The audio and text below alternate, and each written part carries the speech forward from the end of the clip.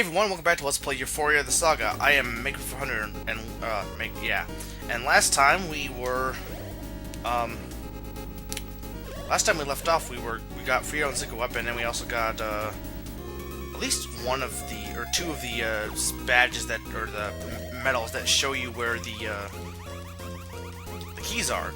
So we need to go get the keys and also get one more of the what are they called? Do they have an and they won't show you the little power badge, the power things that they have on the right, the rings, I think.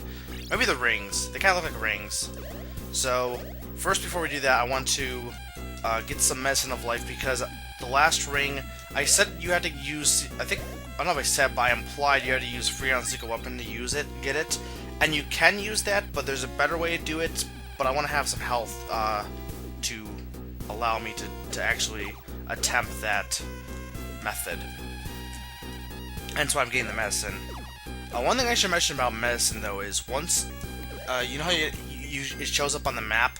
Once you grab it, it disappears off the map, but you can still go back and get it if you get a game over. You just have to make sure to remember where they are, which it's not going to be that big of a deal, though. Once you get there's an item later on you can get pretty soon, actually, for us, but the medicine of the water of life, and that refills all of your life and your heart containers, so it's definitely worth getting. Now let's go down this way, because there is an item here we can get, which is definitely worth grabbing. You can probably guess what it is. Maybe not. There's not that many items left. And this is a heart container, so there is in total 4, and if we can get all 4, we'll, you know, be more protected against enemies, which we're not going to really need it all that much, I find, but it's still nice to have extra protection. Nothing wrong with having some extra protection. So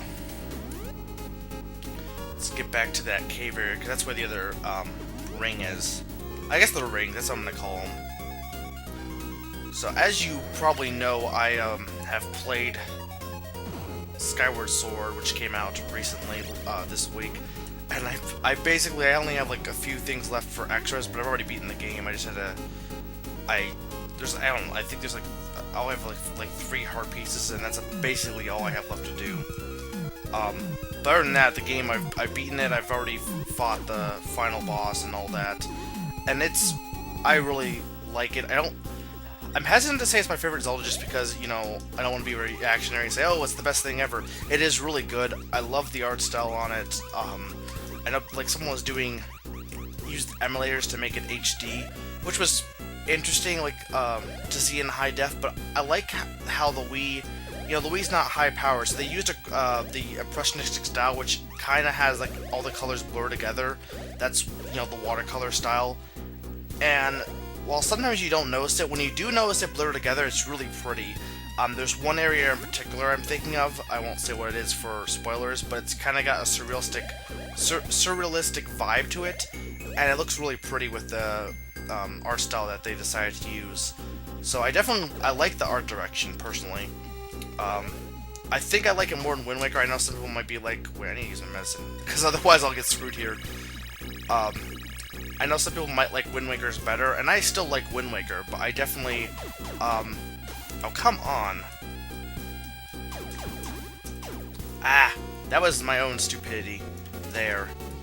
Yeah, I'll just head back and get the medicine again. If I had done it correctly, I wasn't paying attention. This is why you don't talk during, playing Ufouria. But if I had actually been paying attention, I would have realized I needed to use shades first to get a boost. Again, you can try and use Freon there, but due to how they're separated, it's kind of hard to do that. Not impossible, but a little bit tricky.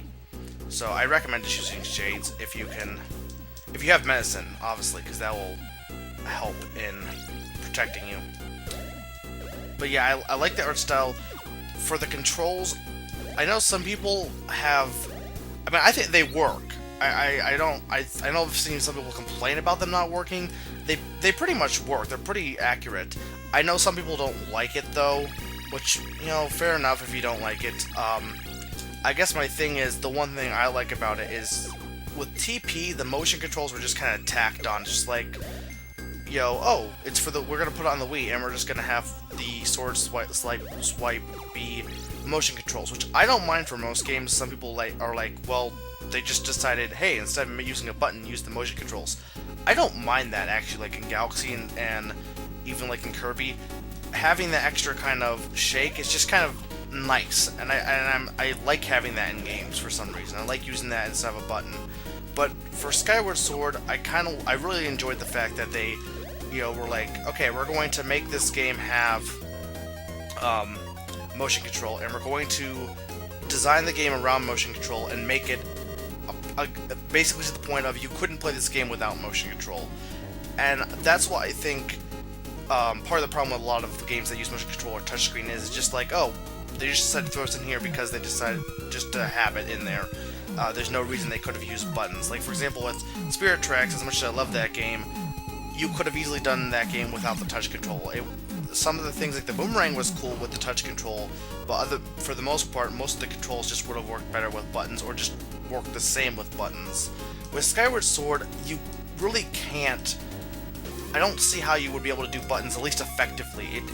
It makes more sense to use the motion controls for the swords, and for me, they make the battles more engaging. I eventually got so used to it that that worn off, and it just kind of was not like easy. There was still an engagement to it, but it wasn't. I don't know. I guess if I play old Zelda, maybe I'll think that, wow, these are way easier, even if I kind of got used to how to playing Skyward Sword. I didn't find the game was definitely kind of tricky, but I didn't find it too difficult overall. My game time thus far is 43 hours, and that's almost having all the extras too, so that gives you an idea how long it is, or at least for me, how long it was for me. But I definitely want to hurry up here because I'm kind of low on time. Or not low on time. I have plenty of time, obviously, but I kind of wanted to not make this too long. Let's see if I can do this no, I used the... I didn't press down. Either way, Gil was definitely more effective than the Freon last time. Okay. Let's grab the badge, the ring, whatever it is, and get out of there. You have found the... Okay, it is a power ring. I forgot what it was, because it's been a while since I've recorded this. Or since I've recorded. So we have the power ring, which is good. Can we get out of here without dying? Probably not. Yeah, you know what? Kill myself. It's easier. Okay. Now let's head to one of the next areas we need to get to. And I think there's one easy one to reach, not too far from here. Probably should stop by and grab the medicine since, it's right up here. And how many times can I grab the medicine in this video? So yeah, the controls I liked. I liked how they used that in terms of battles, and they didn't. And some of the battles were like, oh, obviously you had to, they kind of like some of the ones when people oriented their swords, like, well, obviously you use it this way, like sideways, and it wasn't something that'd be realistic. But some of the ways they used the controls were really clever and quite interesting. So I did like that. I loved the dialogue in the game. That's honestly probably my favorite part is the dialogue, because it's just a really well-written game, I found. Obviously I love the soundtrack, but I love music, so that's like basically a given. That doesn't even have to be discussed for me. But dialogue I was really surprised about how great the dialogue is. I'd probably say it's the best written Zelda game.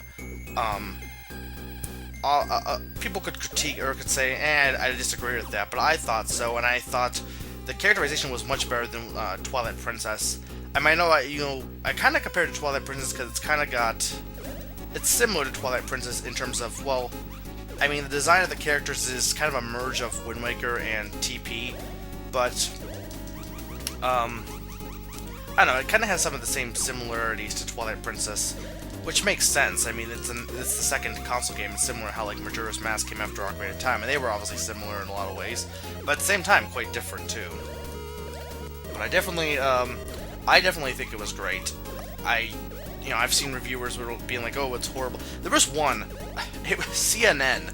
I wouldn't click on that, don't bother giving them the views, but, well, you could always look at it.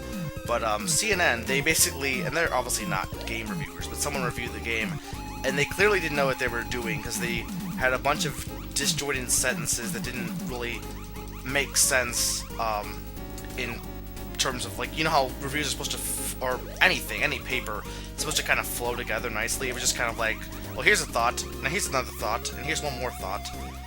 And they were commenting on certain aspects of the Zelda series that they didn't even understand. And it's like, okay, you don't have to know it, but don't comment on it if you don't understand it. Like, you're saying, oh, I didn't get this. Well, okay. You obviously didn't get that, and you're not helping your case by saying a statement like that. Basically, one of the statements was, I'm not sure, well, at first they said, or later on they said, oh yeah, it's supposed to take place between Ocarina of Time, but I didn't really get that feeling, even though I did, so I don't know. Again, they must not be that familiar with the Zelda series, even though I think they claimed they were. Like, oh, I know Zelda, and it's like, the way they talked, they acted like Ocarina of Time was the only Zelda game that existed. And then, anyway, they said, yeah, it takes place before Ocarina of Time. And then like, well, I don't even know where this takes place in terms of the timeline, even though they just said it would, even though they say it takes place before Ocarina of Time.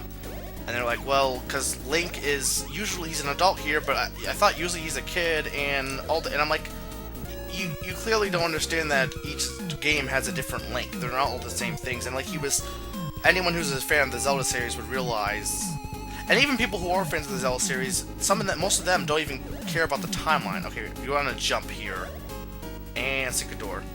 But most of them aren't even, a lot of the fans of the Zelda series aren't even that into the timeline stuff. So I don't know why you would make that comment when clearly you don't understand. And here we have a space cat. You may not tell he's a cat, but he is a space cat. Or he's a cat. He's just kind of, he's got a space helmet on, so that's why can I hit? Yeah, I can hit you there. This guy's not too difficult. He does have two phases if I remember correctly though. But let's finish this phase first, the UFO phase. Space Cat is probably one of the best villains, I guess bosses. There's some other, if you can take a hint, the rest of the bosses in this game are going to be cats. So we had like those little, I don't know, those head guys frogs. They didn't really look like frogs, they just look like wacky head guys. We had those guys, and now we have cats. Which I have no problem, I like cats. Probably could have hit him directly, but whatever. But yeah, overall, I really enjoyed Skyward Sword, and I wouldn't say it's for everyone, maybe, but I thought it was definitely up there in terms of the best Zelda games. I don't know if it would be my favorite, but it's definitely a really good game, and definitely it makes the best use of motion controls I've seen, personally. Okay, and now we have Space Cat with lasers, and he turns invisible. Yay. No, yay, that's not good. I love that face. This music, it's kind of funky. I mean, it's not exactly the best music ever, but yeah, I like it. It's catchy. Even though it's just a really simple tune, too. Okay, Space Cat will not go down. I think I'll just end the video here, because it's good. Even though I didn't make too much progress, it's a good ending point. Since I don't want this video to go on too long. It's already like 13 minutes. Or probably more than that. Yeah, whatever. Space Cat is dead. Yay! Or boo, I don't know. I guess, technically speaking, killing cats is not something I would advise you do. But this cat had lasers, so therefore it was warranted. Anyway, key, the red key. You have obtained the red key. Good. Next time we will get the other two keys, or at least one of them. I've been making 400, and I'm reminding you that Space Cat is awesome.